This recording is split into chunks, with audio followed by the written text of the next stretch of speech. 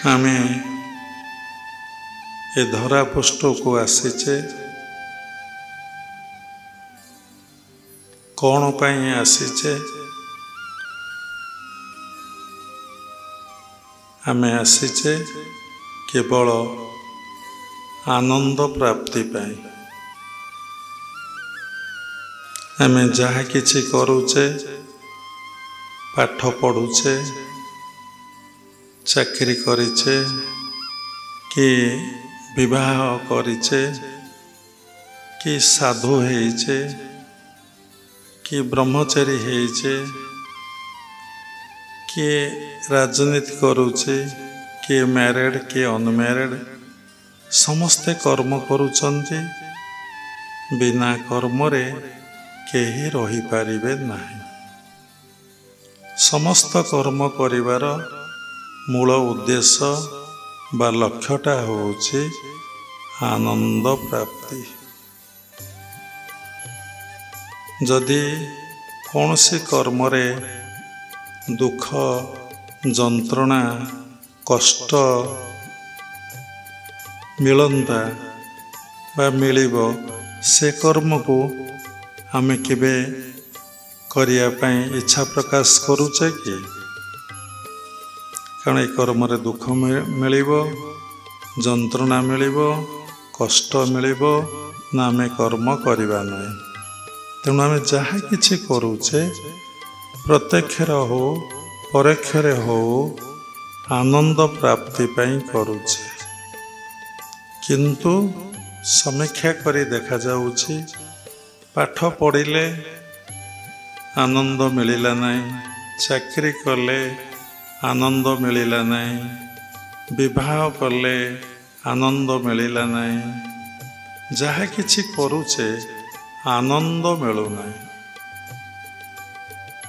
एवं मन सबुबले अशांत अस्थिर अधैर्य अस्थिरता भितरे ए जीवनटा अतिबाहित हेउछि। पाठ पढ़िथिले आनंद पाई प्रत्येक समस्यार समाधान करिया पाई सर्विस करथिले सेमते आनंद पाई प्रत्येक समस्यार समाधान करिया पाई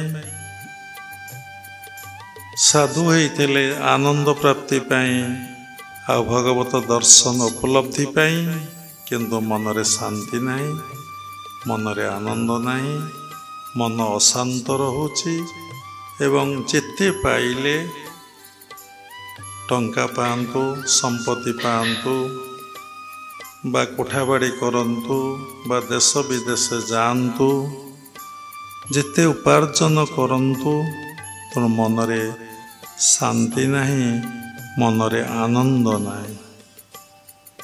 तार कारण कौन?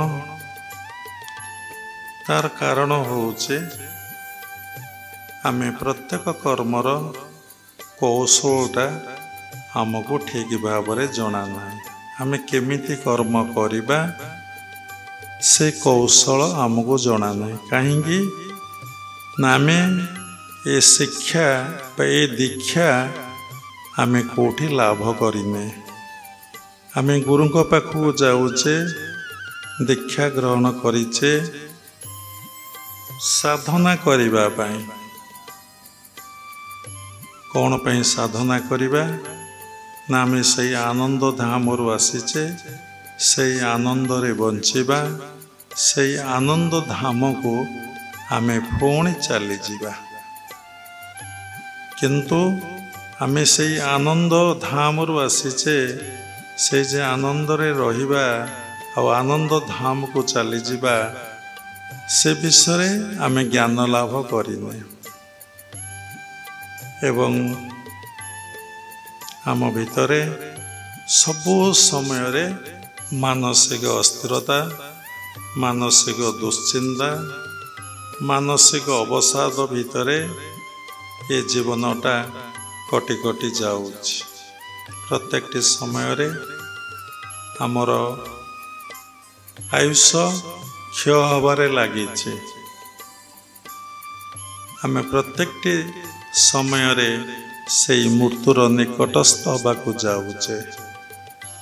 ନିର୍ଦ୍ଦିଷ୍ଟ ଗୋଟେ ଦିନ ଅଛି, ଯାହାର ଯେଉଁ ଦିନ ଯେଉଁ ସମୟ ଯେଉଁ ସ୍ଥାନରେ ମୃତ୍ୟୁ ହେବା କଥା ତାହା ହିଁ ନିଶ୍ଚିନ୍ତ ହେବ। କିନ୍ତୁ ଏହି ସ୍ମରଣ ଏହି ଚେତନା ଆମ ଭିତରେ ନାହିଁ। ଭଗବାନଙ୍କର ମାୟାକୁ ଦେଖି ଆମେ ବ୍ୟସ୍ତ ଏବଂ ବିବ୍ରତ। ସମସ୍ତେ ଭଗବାନଙ୍କ ମାୟାରେ ପଡ଼ିଯାଇଛନ୍ତି। ସମସ୍ତେ